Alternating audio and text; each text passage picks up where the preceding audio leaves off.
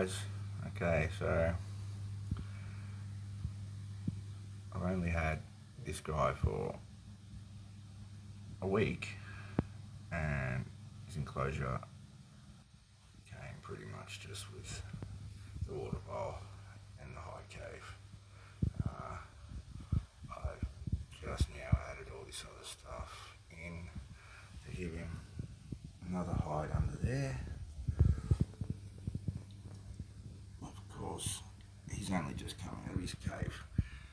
Let's have a look around, and it's looking beautiful.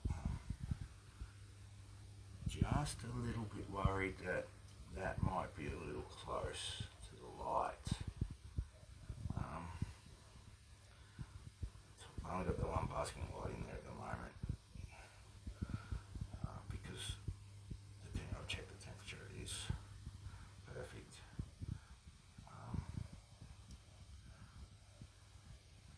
And his UV, I need to get a UV meter, which I will be doing first thing next week. It's very hard in Melbourne at the moment to get things like that because one, everything is closed.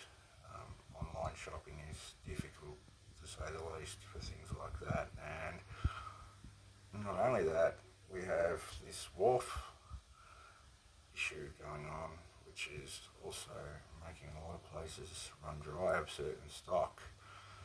Now, fortunately, blue tongue skinks are very hardy, as everybody knows that keeps them, and other than the fact that I'm worried that this lizard might burn himself, I'm pretty sure he'll be okay without the UV meter for at least another week, which is how long it's going to take me to get it.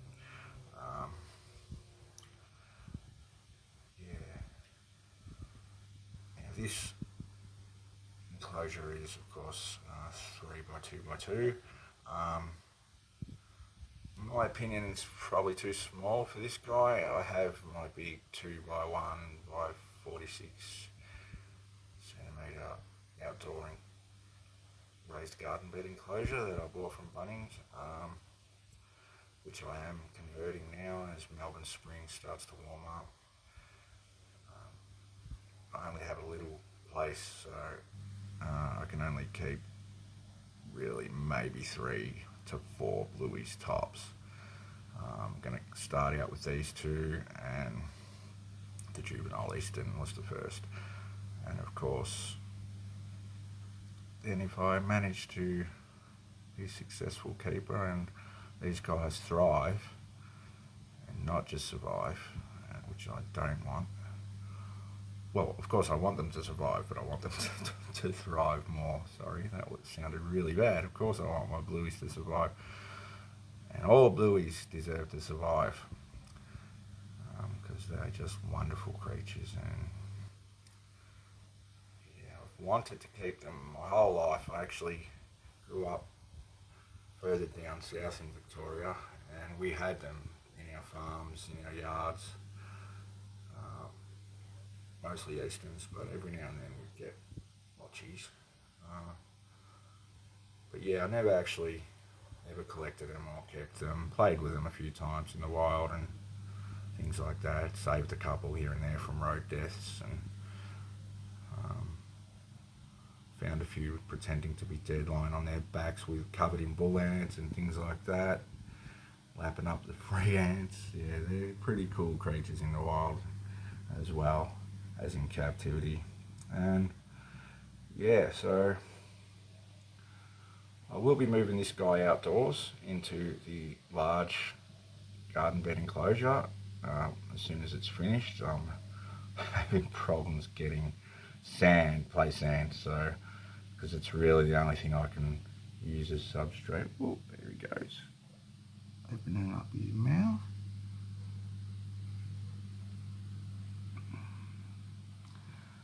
Now, I don't know if that's just a yawn or what it is. I have seen Blueys do it before, and my guess is it's a yawn. He hasn't eaten anything since this morning, so he only ate a little bit of banana, snubbed the rest of his food, but he ate yesterday really well, so I'm not too stressed there. And as you can see, I haven't got any food in there at the moment. I'm just making sure he's got water. Yeah, so this will be the enclosure for the little baby Eastern to grow out in before I put that one outside to most likely next spring I will. Of course I'll have another enclosure, indoor enclosure in the next few weeks because I'm keeping the baby in a big tub, which is, well, it's a really big tub, especially for the size of the Bluey. And he's got many hides and he's fine in there. I take him out in the sun each day because my little one doesn't have the UV light as yet, which I'm still waiting for to arrive.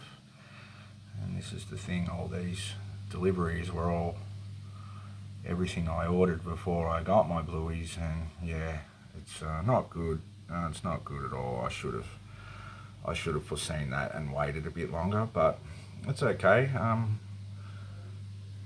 By this time next week, this Bluey will be outside and the sun is really just starting to get nice in Melbourne, and the little one will be in here, and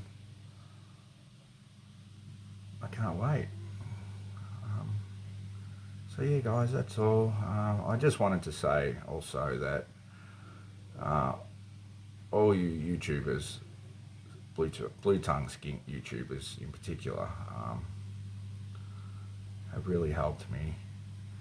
And yeah, I mean, I researched all year, and there's so much information out there. It can be difficult to know exactly what's what and what's right and what's not, but I found the guys that I believe to be my type of keepers, let's put it that way, beholding to my type of standards that I want to keep for my blue tongues. And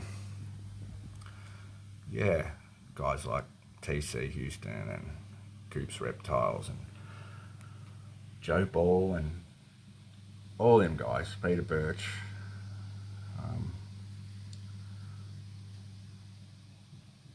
look up to them a lot and love watching their channels, and will continue to do so. This is really only just for me, and maybe someone else might like it, who knows. A couple of friends of mine will, of course, but yeah. Smelgy's going under his hide for the first time, and I think he likes it. I'm going to change that substrate. That's the substrate that came with him, and it was cleaned. It was all clean, and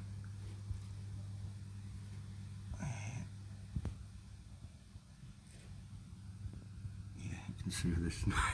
And of course, I've got to clean up snail slime because I put snails in there a couple of times, and Blueys are sometimes slow to get to them.